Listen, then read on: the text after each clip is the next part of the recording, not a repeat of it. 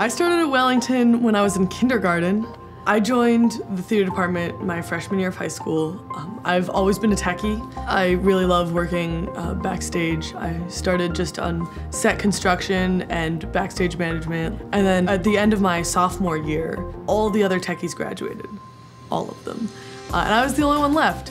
And I will always remember I was sweeping up after one of our shows and Mr. Glover came over to me and he said, I know you do a lot of things, but we're gonna need someone new to take on this challenge of sort of helping run the tech crew next year.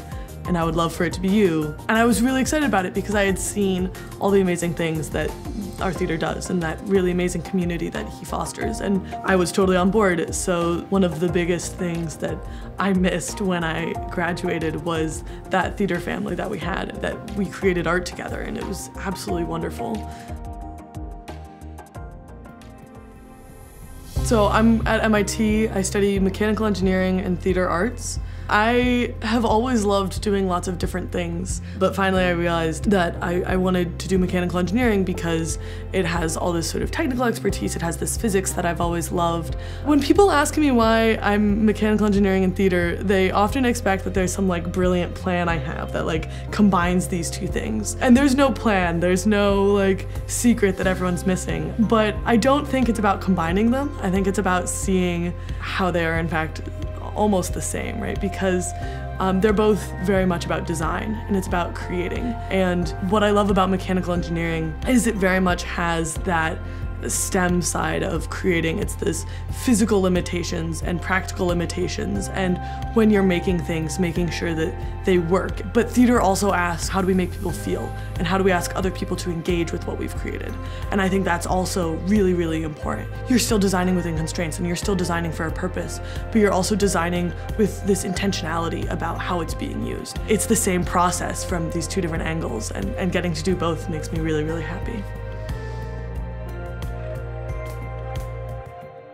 I find it really engaging to sort of switch gears and switch modes. I think that's something that Wellington really encouraged. And I remember in high school, I played 2 different sports and I did theater and I did robotics. And that's hard to do. And it takes a lot of people that are willing to be flexible with time to allow you to do all of that. But I got to be a captain of the softball team and run the theater department. And that was such a joy for me. I think in college, I similarly try not to feel constrained, right? I don't want to get myself in one box and feel like I'm done. But what I found was, I think I was really well prepared for school. I think I showed up and a lot of my classes just reminded me a lot of Mr. Klingler's physics class. And I was like, oh, I've done this before.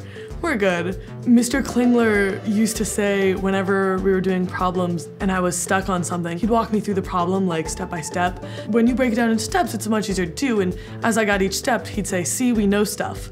And I think that's a phrase that I said to myself probably 100 times the first week. I'd be like stuck or I'd be confused. I was like, all right, I'll do a little bit. I was like, see, we know stuff. Keep going. I just got accepted into a master's program, so I'm gonna do some research for another couple years. I took this really amazing thermodynamics class last year, and it sort of blew my mind.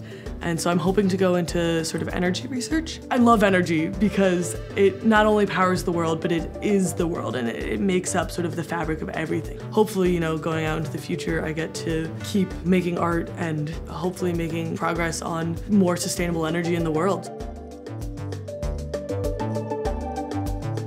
I think the biggest thing I am really, really grateful for from my time here at Wellington is that it made me so confident in myself, and it made me really believe that I could go do anything. And I think that mentality of the world is yours to conquer is so powerful. I also think that my time at Wellington made me into a person that I'm proud of. And so beyond even being able to do things, I have this sense that I can do things well and I can be really proud of that work that I do. That mentality from Wellington of do what you love and do all the things you love, and you don't have to limit yourself and it is possible, is something that continues to be true, and I continue to seek out and fight for in my life, and it's so rewarding to do that.